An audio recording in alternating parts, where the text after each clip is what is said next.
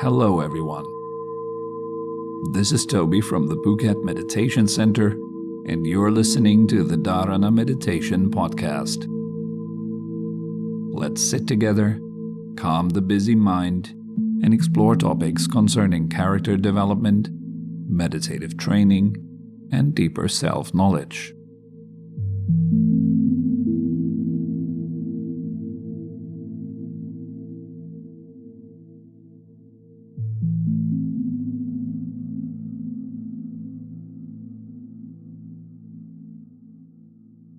So let's begin by sitting upright. The head is gently suspended from above.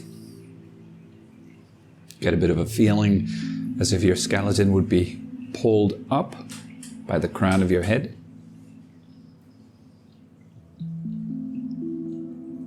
Opening the spine.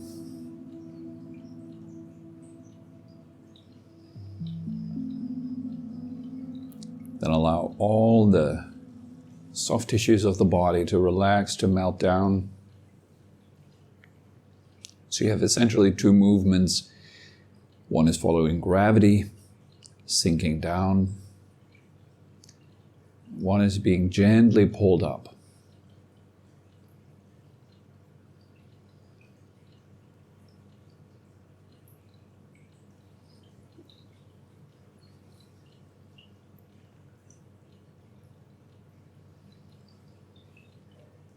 Allow your body to become nice and still.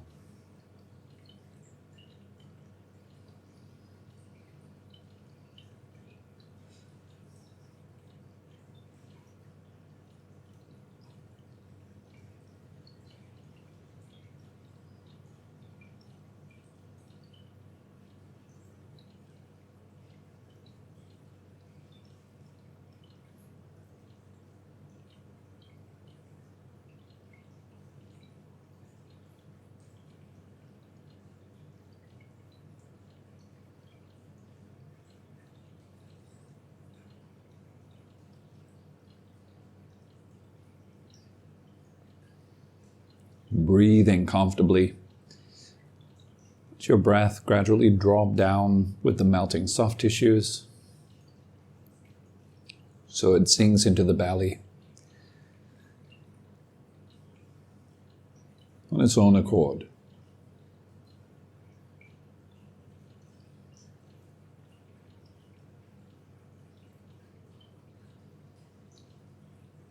Just breathing in a way that feels nice, that feels refreshing, fulfilling.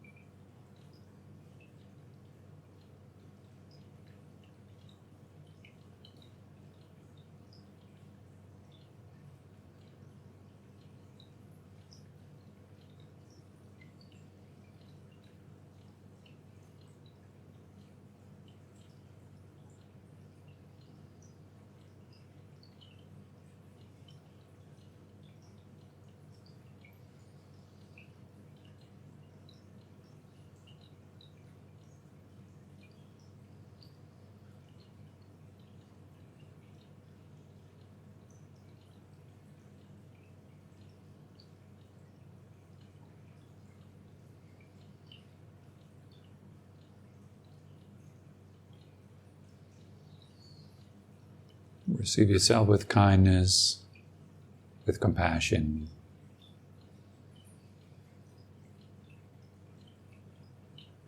Give yourself and this moment some space.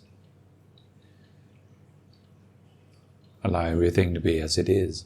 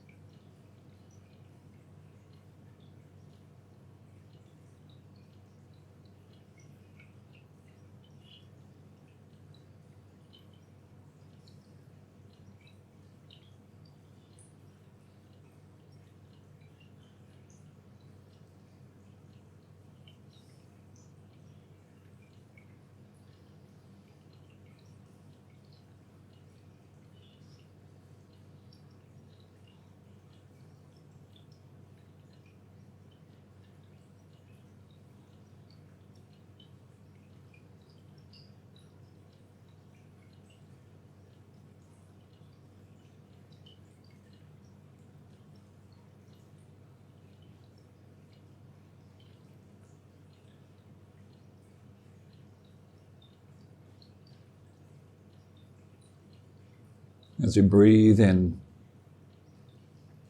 saturate the whole body with mind, becoming conscious of the entire body. As you breathe out, release all this unnecessary tension. Allow the entire body to become nice and soft.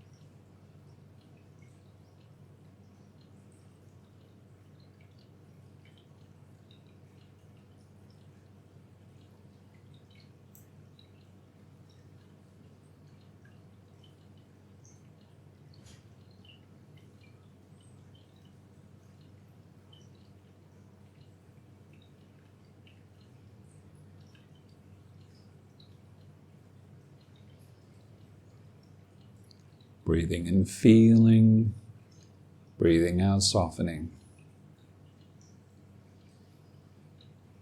Let your body become more and more transparent, open and relaxed.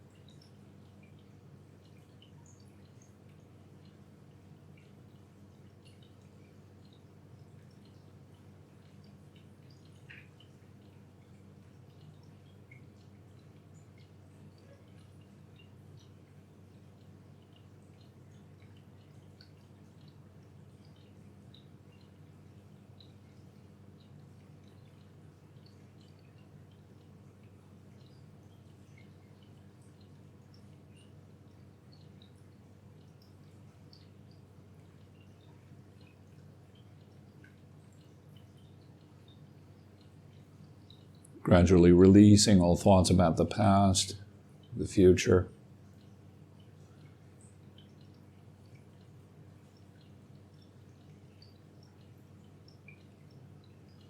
Even if it's just about a second into the past or the future.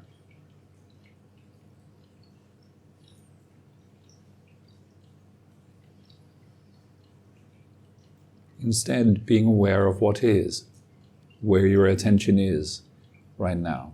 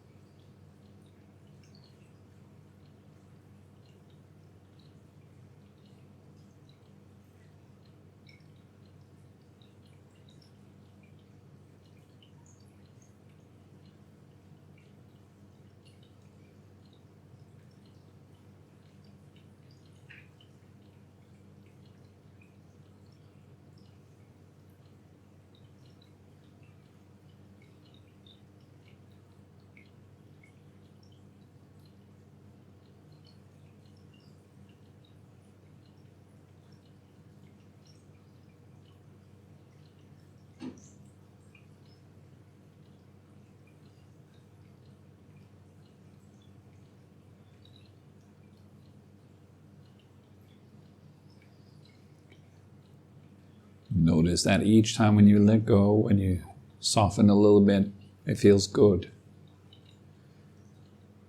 It's nice to drop tension. It's nice to let go.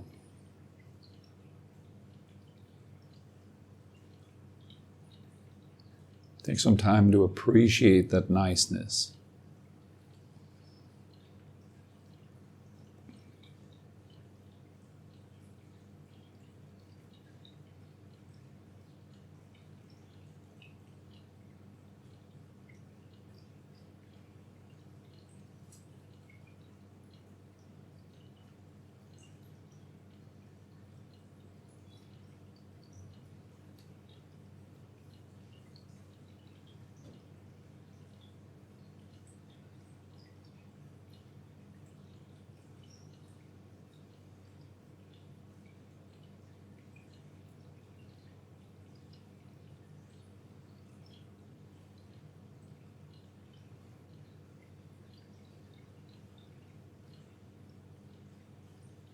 There's a little bit that comes with each out breath.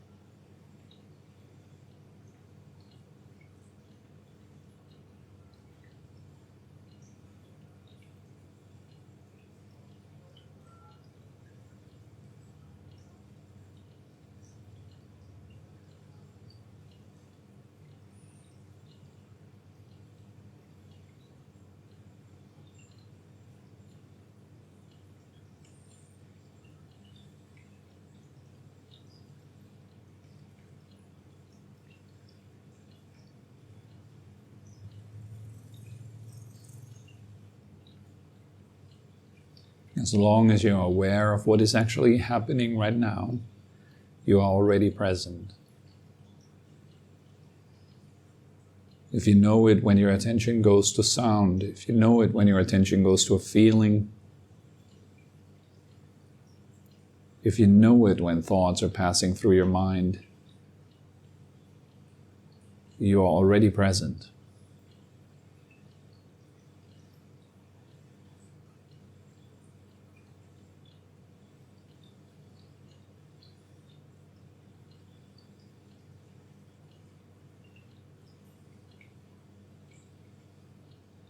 Losing presence or losing awareness means that you do not know what is happening while it is happening.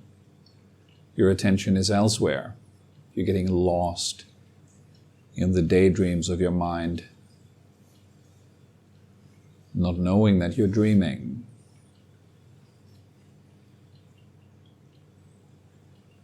That means you're losing presence, you're losing awareness.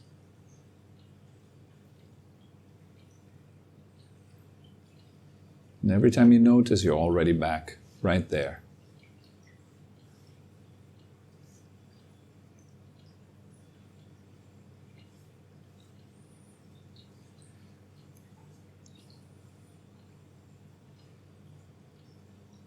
Simply knowing what is happening while it is happening.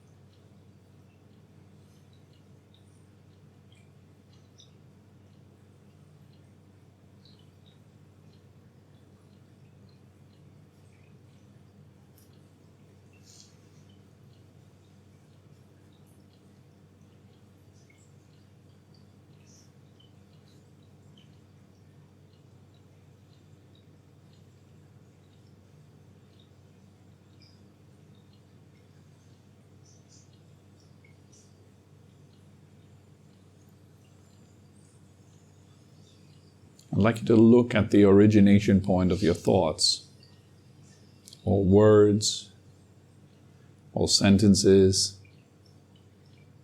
Observe how they arise, change, and pass.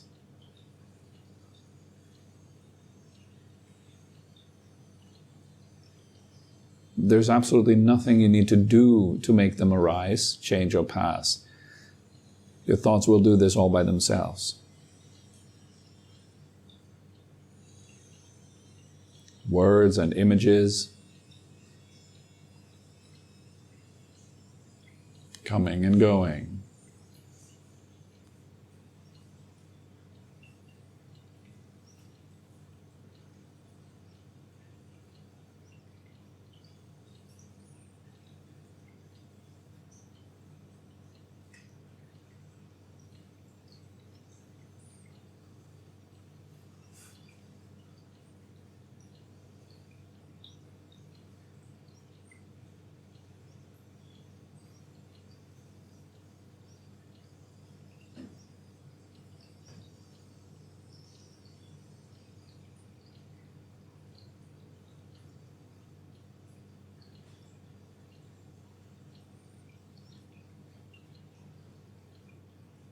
Look right at your thoughts, into their center.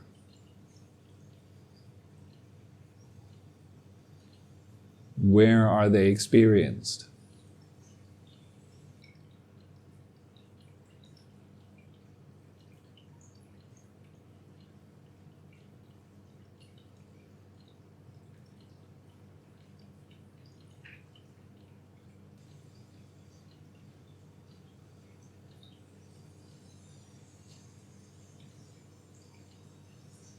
As if you were there with a needle trying to pinpoint a thought when it arises.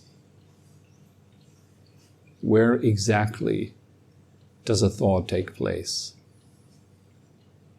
Look right there.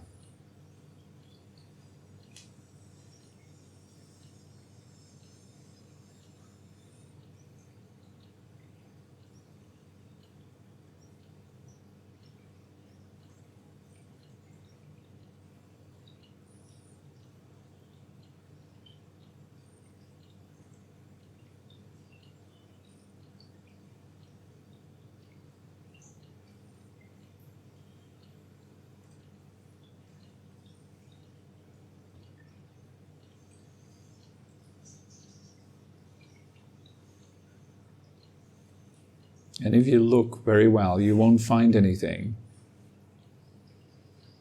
Upon not finding anything, rest.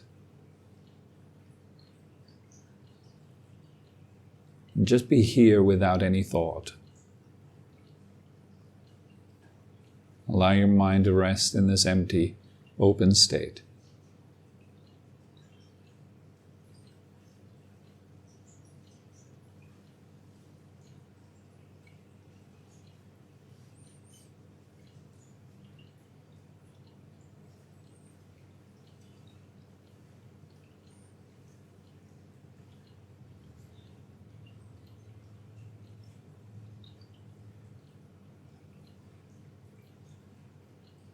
For however long it may take, just exploring what it's like to be here without a narrative, without any stories.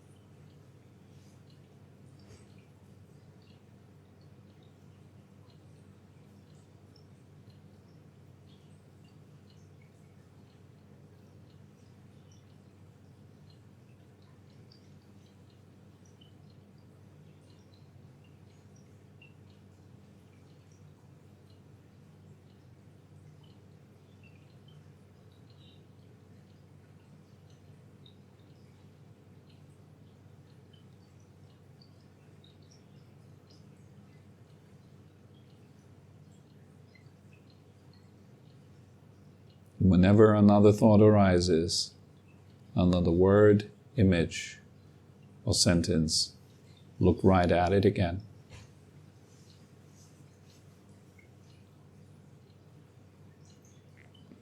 Try to find it. Where exactly is it? Upon not finding anything, rest.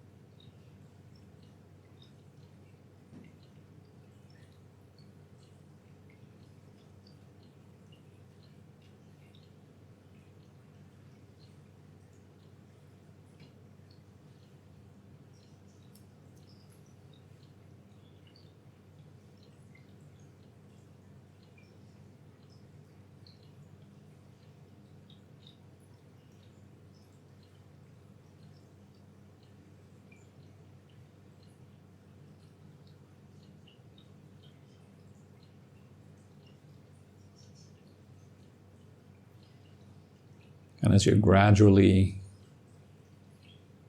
losing your interest in thought, in words, ideas, concepts, then you can rest your mind with the breathing. Breathing in, simply just knowing that you're breathing in.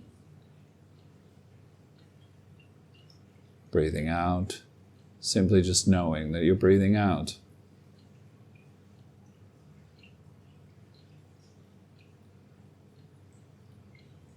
This is the beginning of the in-breath. This is its last moment. This is the beginning of the out-breath, all the way down to its last moment.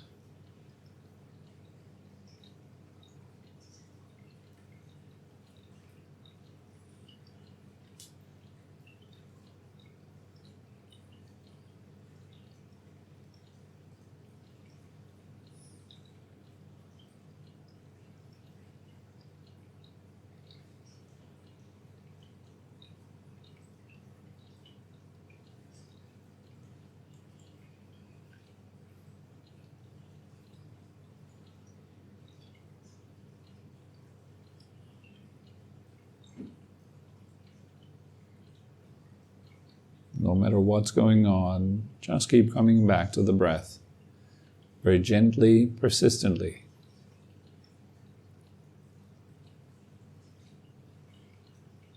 It doesn't matter if you need to come back to your breath 100 times a minute,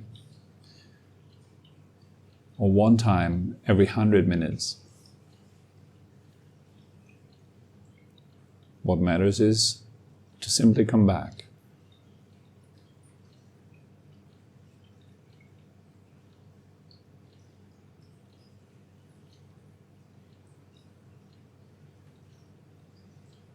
Once your mind is with your breath, rest.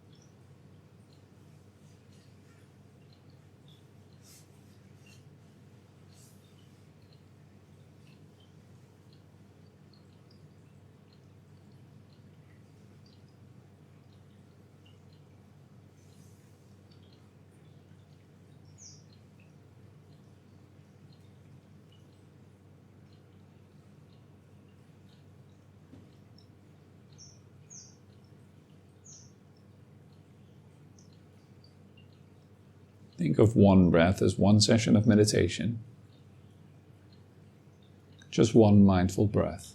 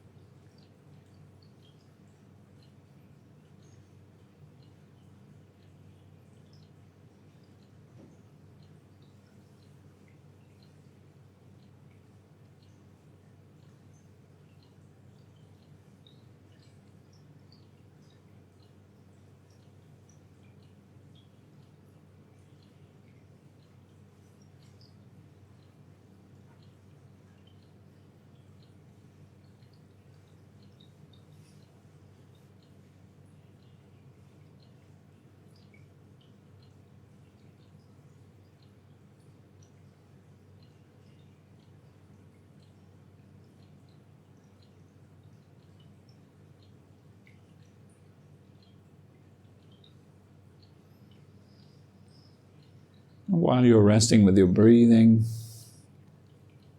you can slowly return. Open your eyes, gently stretch your body a little bit if you like.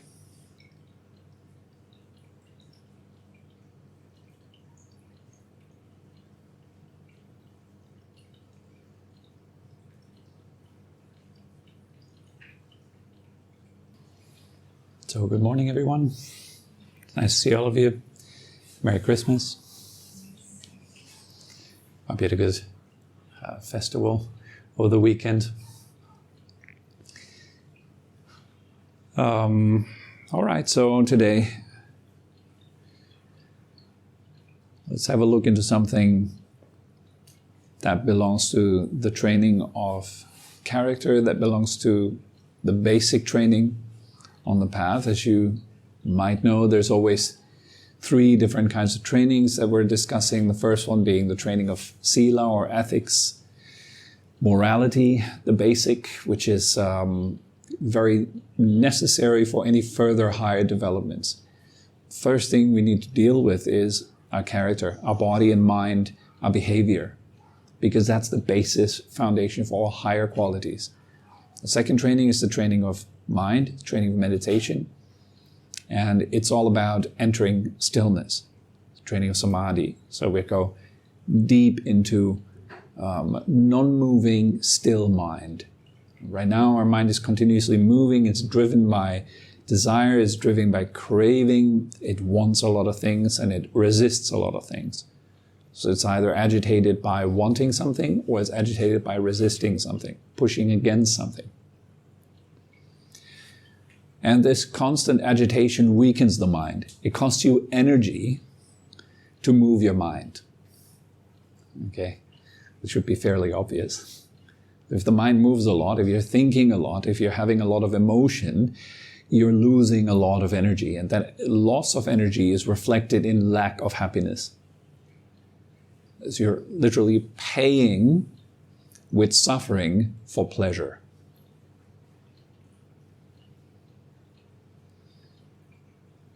Remember the example that I gave last time about being on a pendulum, kicking over, trying to get to the point of pleasure. You pay for that with the backswing, going back into a state of pain. And so while we are constantly chasing pleasure, we're chasing this pleasure outside of ourselves. The mind needs to come up with an idea of a future that is better than what is. And it needs to come up also with a past that it needs to get away from. And coming up with a past, coming up with a future like this, costs a lot of energy. The mind is basically constantly creating artificial worlds. In Buddhism, that is called bhava, which kind of means becoming, but also some teachers would translate it into a world making up worlds, mental worlds, where you play a role, and we usually play the role of the unfulfilled individual, which is hoping for fulfillment, and it fears that it may never get there. So we do two things. We're hoping and we're fearing, which is exactly what I just said. It's what steers up the mind. It's that desire, hope, and fear.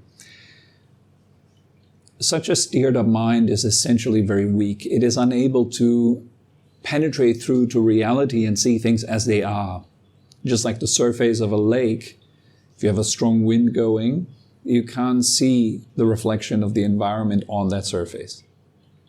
If you were to, let's say, if it was your aim to count the stars on the surface of that lake, you couldn't do that as long as there is a wind going, because everything is distorted. The lake doesn't reflect it the way it is.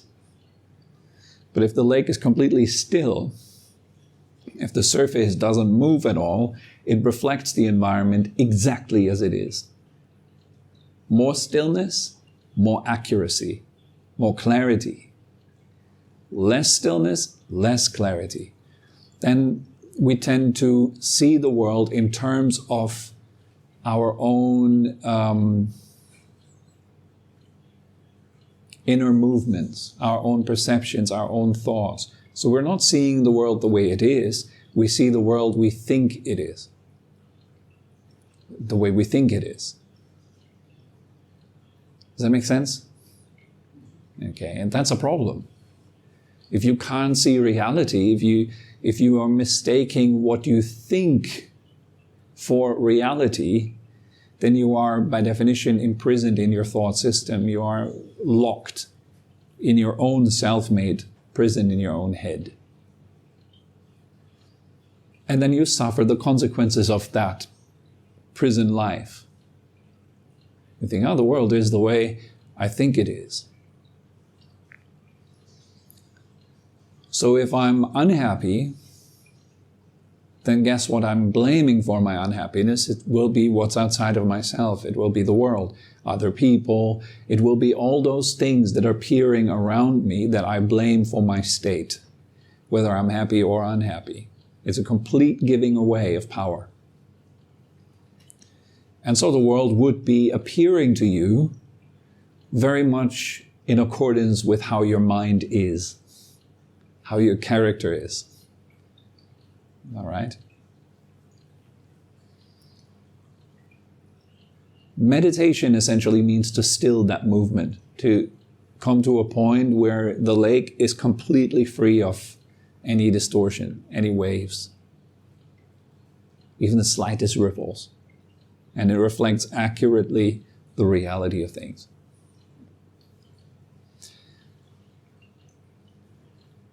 So in order to become still, we need to stop grasping appearances. We need to stop grasping things that are apparently outside of yourself. Right now, when a thought comes by, the mind immediately grabs it. It's not like you're just letting it pass through, right? If a thought arises, it's not just passing through your inner space. In fact, it arises, then you grasp it, and then you prolong it. And as you prolong it, as you keep holding on to that thought, you make yourself into something that is in accordance with that thought. And you're making your reality into something that is in accordance with that thought. That would be very different if you were able to just let that thought pass through without giving it any further attention. Then what would happen after a while? Those thoughts would have much less power over you. And you would come into a state of rest more and more. The less you grasp things that are outside of yourself, such as thoughts, sound, sight, smell, touch, and so on, the more still you become. And why would we grasp things? Again, it comes back to desire, hope, and fear. We grasp our thoughts out of hope, out of fear. It's almost like that your thoughts hold some promise. They tell you, if you follow me, I'm going to make you happy. I'm going to keep you safe. I'm going to make sure that you get to where you really want to get. And let me tell you what you really want to get, which is X, Y, Z. And you need to get there, and hopefully you will soon get there. So that keeps us agitated, grasping in that way. So what we do in meditation is we stop grasping, we stop grabbing things that are passing through your inner space, which is all sense experiences. There are 6 of them. Meditation means letting them go. As you let them go, they will come to an end. It's like they don't exist anymore for you. So you enter a realm where there is no sound, no feeling, no sight, no smell, no taste, and no thought. Then who are you without any of that? Because right now we identify ourselves using those 6 things. If I ask you, who are you? You will pick out of those 6 things. I'm a man. I'm 40 years old. Now you may also pick out from the intellectual sphere. You could, for example, say, I feel very young at heart. Or my political ideas are such and such. I believe that we all should be, I'm the person that is very good. I'm very compassionate. I'm very kind. I want the world to be a good place. I only want the best. I only want what's best for you.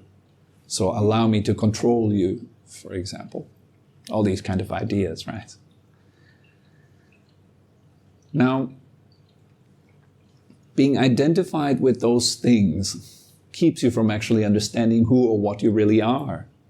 Because we constantly confuse ourselves with objects. Then what are the objects? The 6 sense objects. Sound, sight, smell, taste, touch, and thought. And we confuse ourselves with this content. So consciousness is confusing itself with its content.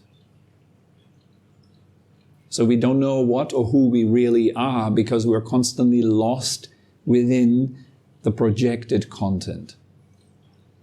That is very much the same as a dreamer that is lost within the dream world without knowing that they're dreaming.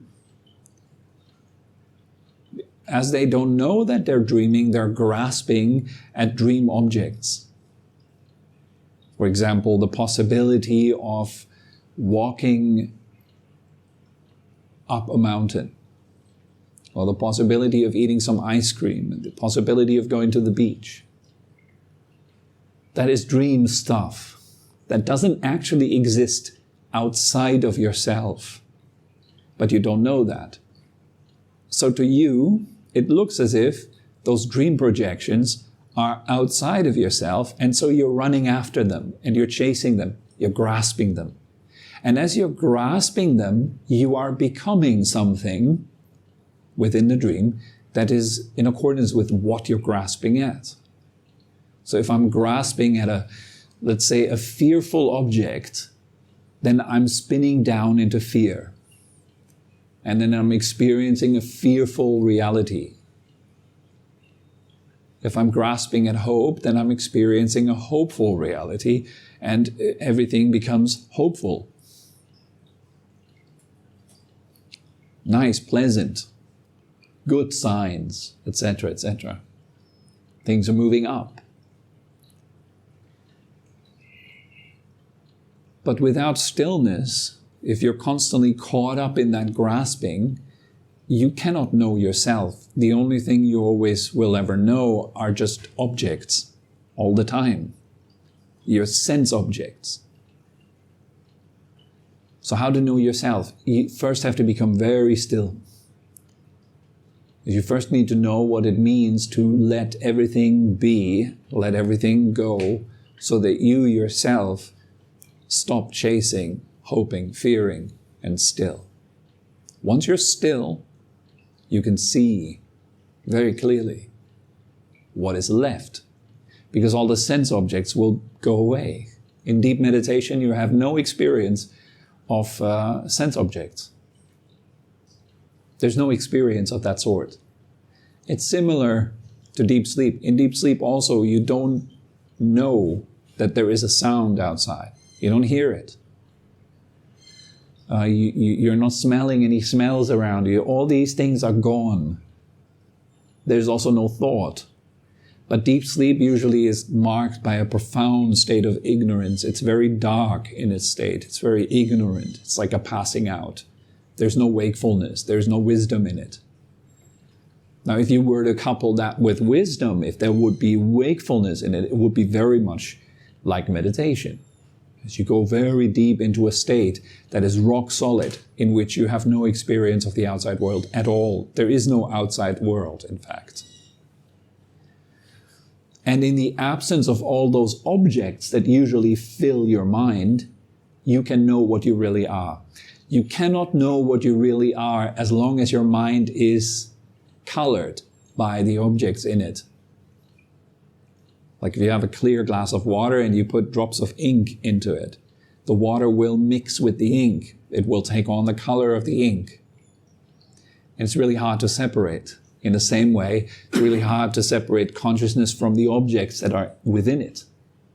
The objects in consciousness, they color consciousness. They're like ink in water. And in deep meditation, that is separated. The ink is filtrated out of the water. So you know yourself for what you really are without all those objects. Now in that state in which we are in right now, we constantly confuse ourselves with the objects. So basically, in order to do that kind of meditation, your lifestyle has to be, as my teacher always says, normal. First, you need to know normalcy. Before you can even think of meditation, you need to know how to be normal. Meaning, don't harm yourself or others, benefit yourself and others with your actions. Be normal, not crazy, not deranged, not possessed by ideologies, not possessed by politics, not possessed by whatever, not possessed. Normal. That's tall order for most to become normal. Because right now we're full of it. We're full of ourselves, full of our ideas, full of our thoughts, our emotions, our this, our that, our hopes, our fears. It's quite hard to be normal in all of that. So let's start with the most basic kind of stuff. How about making your bed in the morning? How about paying attention to what you're doing while you're doing it? How about not wasting hours of your day with social media? How about not being a slave to what you're told by the media? How about learning to think for yourself? How about liberating yourself from the influence of whatever outside force that you are subscribed to? How about being able to be quiet without any distractions? How about having a routine? How about having manners? For a lot of people, this is difficult already, having manners. Just basic manners. You'd be surprised how hard this is for a lot of people. Just like basic manners. Older generations, still we know what it means to have manners. If you have been raised properly, don't do this, do that. Nowadays it's like, do whatever you feel like doing. And then of course people don't have manners in that way. They don't know what to do. They don't know what's right or wrong anymore. No one tells them. Like everything seems to be okay. As long as you feel happy doing it, do it. Freedom. Do whatever you feel like doing. I don't think that's a good recipe, to be honest. To do whatever we feel like doing. This is my ruin, personally. If I do whatever I feel like doing, that's my ruin. I can't just do whatever I feel like doing. I should be doing what's good for me, not whatever I feel like doing. If I do what I feel like doing, I'm eating only foods that taste good, not foods that are good for me. I would only do what feels good impulsively right there in the moment. Like in the morning, I want to sleep in. Well, I'll just sleep in, so I get into the habit of sleeping in. The more I sleep in, the more I want to sleep in. If I do whatever I feel like doing, I'm at the whim of everybody in the world that pays a lot of money to make me choose their product. Let's say YouTube, for example. They pay a lot of money so you choose to watch. They make money with your watch time. So they're very interested in that you do what you feel like doing, because they tell you what you feel like doing. And then you follow that, it'll be your ruin. It's slavery. But it works. As long as people who you tell do what you feel like doing, as long as they believe that this is freedom. It's not. Freedom is doing what's good for you.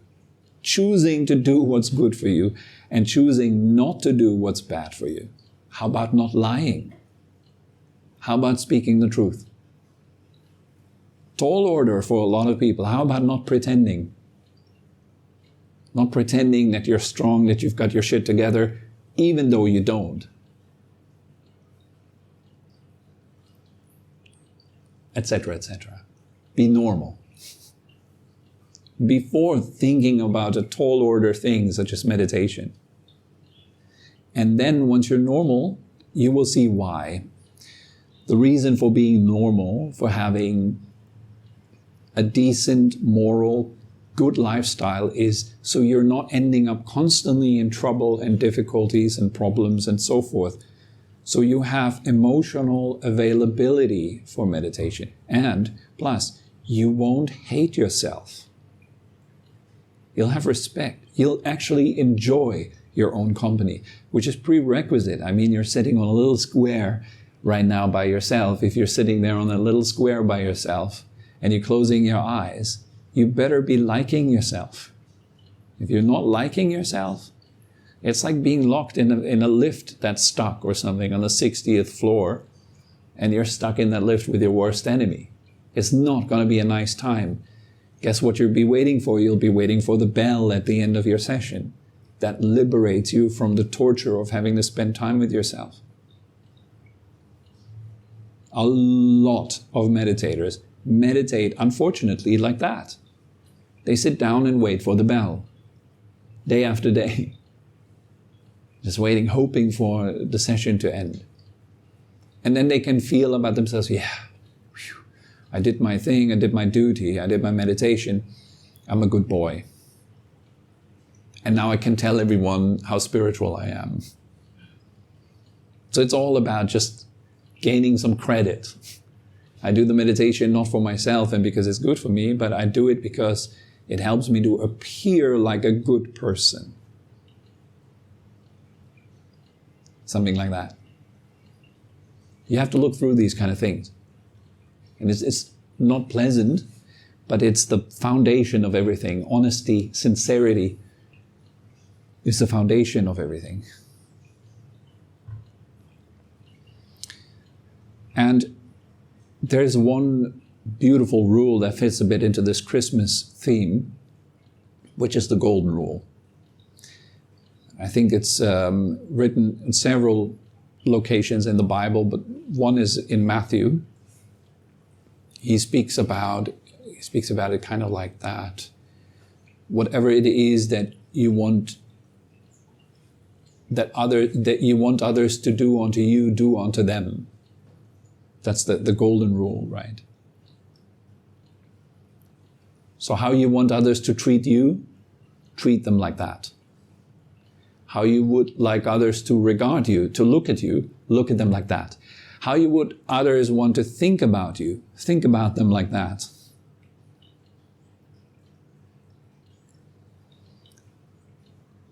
he says something like, this is the law of the prophets.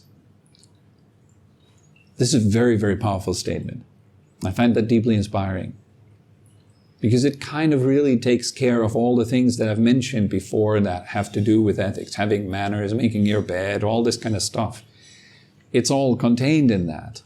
If you treat yourself the way you would want others to treat you, and if you treat others the way you would want them to treat yourself, it solves most of the problems in this world, I'd say.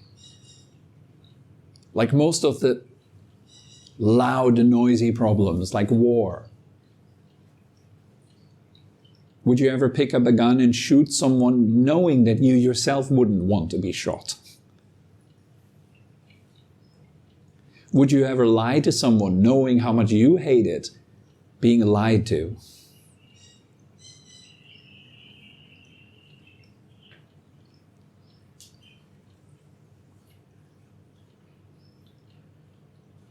Would you ever think badly about someone? Just thinking, that's in your own privacy of your head.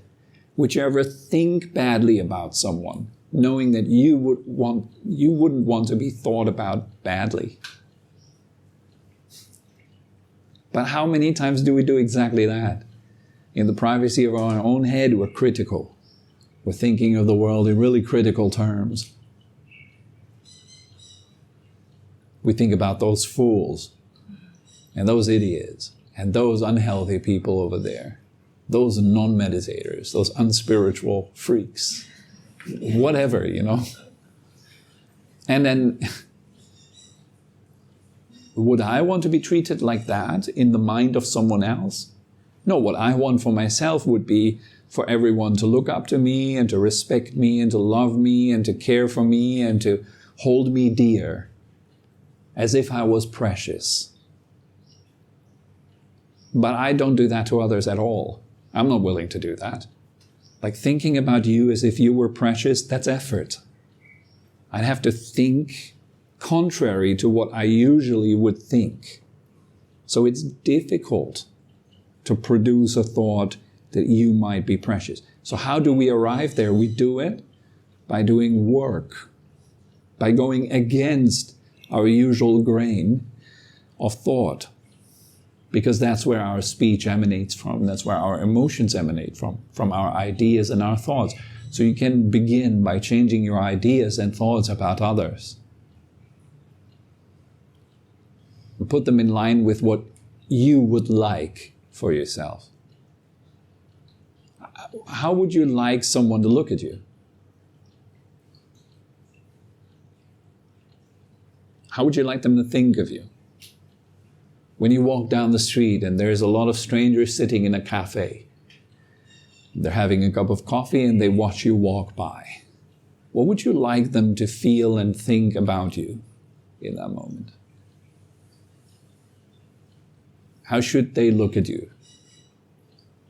And we make a lot of effort in order to somehow manipulate their thinking about us. We walk a little bit more cool. We put on our cool walk. Chest up, belly in. We show ourselves from the best possible, what we think, light, so that the others hopefully think good of us. So we adjust. Notice that, please. As you walk down the street or you enter a cafe, or you come into a room like this where there's other people, and you're subject to scrutiny, you're subject to someone else's attention. They're looking at you. And notice how your meditation posture gets a little bit more straight. Just because there's others in the room, you stop doing all those things that you would do in your own home behind closed doors where you're totally alone by yourself. Sitting down on your cushion, farting, burping. No one around to hear you, so who cares, right? Like, it doesn't matter. You just sit down and you're just totally yourself, totally relaxed. But among other people, you don't do that kind of stuff. Why not? Because you knew it would make others think badly of you. So you're on your best behavior outside public. Public self and private self. Very different for most of us, isn't it? Who I am privately, who I am publicly. Ideally, there shouldn't be of a big discrepancy between those two. That would be best. You're privately the way you're publicly. Well, that would be the sign of a very honest person. You're totally sincere in what you're doing. Who you're within your chamber and who you're outside is the same. There's no pretense. There's no make-believe. There is no untruth, no lying.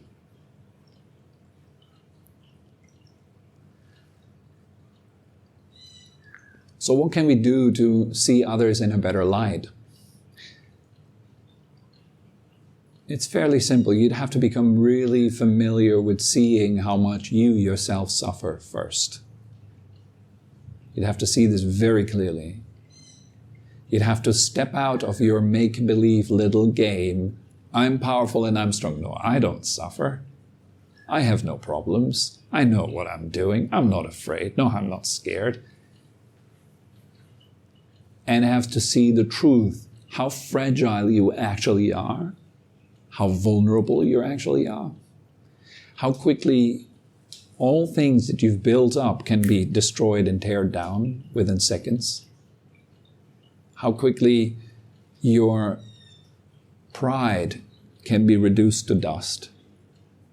If it just takes the right circumstances, and it can take a little blood clot in your veins that just goes into the wrong area and boom, you're humbled.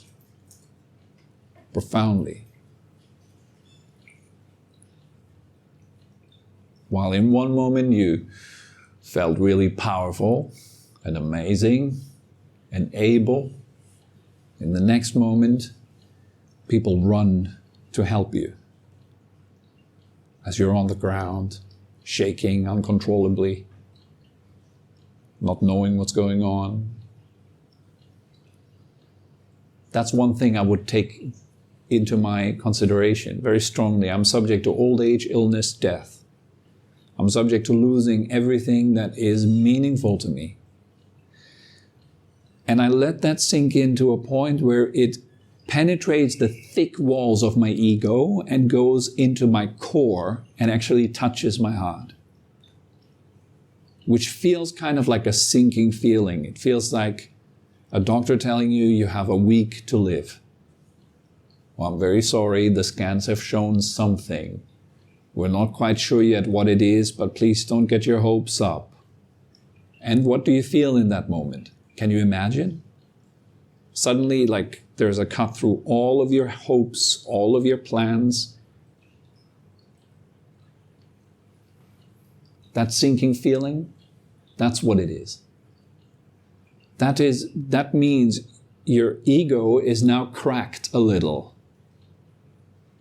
And the light can come through. In that moment, you see yourself much more like you really are. Very fragile. Very tiny, very weak. We're very, very tiny, all of us, We only feel very big because we're in our heads. If you would zoom out very quickly, you would see just we're like less than dust in this universe. We're nothing. Our lifespans are nothing.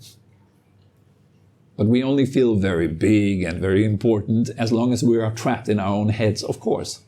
Because feeling big and important is your protection against all that uncertainty and all those threatening things that are around us. So coming into your truth, then know, as you get in touch with that, then know that everybody around here in this room, all of us, we are in the same situation. You're just like me. You want to be happy, right?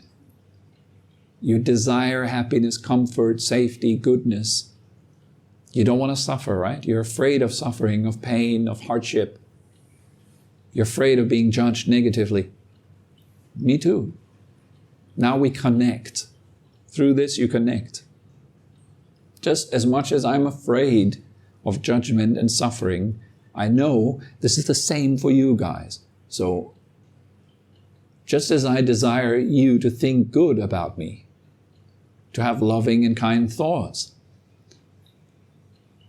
I know you have the same wish, the same desire to be loved, to be cared for, to be received within others, consciousness in a favorable way. Now, feeling that we all share the same, I'm much more likely to explore how it feels like giving that to you. Actually appreciating you. It's not a matter of appreciating you for your intelligence or your looks. That's not what this is about at all. This is about appreciating you because you are just like me. We are the same on the most fundamental level. You don't want to suffer, I don't want to suffer. And that kind of connection then allows us to go further and actually begin to practice this golden rule. The way you like yourself to be treated, that way treat others.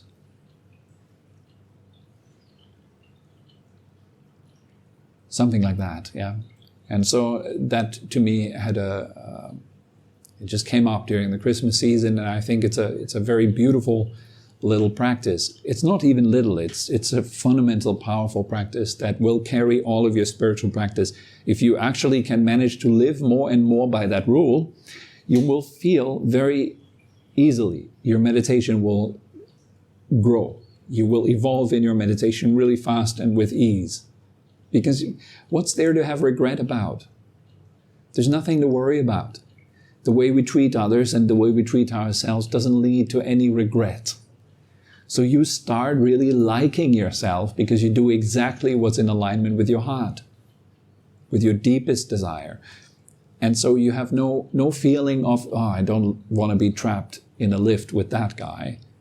But you're happy to be trapped in a lift with your best friend. Like perhaps not super happy, but it won't be a problem at all being trapped in the lift. You're with your best friend. Might as well have some fun, talk, have a good time. So yeah, the reason why we have all this distractions during our meditation is because we don't really like ourselves. So of course the mind wants to get away from you. It needs to go into the future and the past. It needs to run away because it isn't all too comfortable here. Find out why that is, and then treat your mind the way it enjoys to be treated, and it will become peaceful very fast. That does not mean just do everything your mind tells you to do. It's the same with parenting. You don't want to do everything your children ask of you, but you want to do what's good for them. And be sincere in that effort. Treat them with love, treat them with compassion, and everything will be good. All right?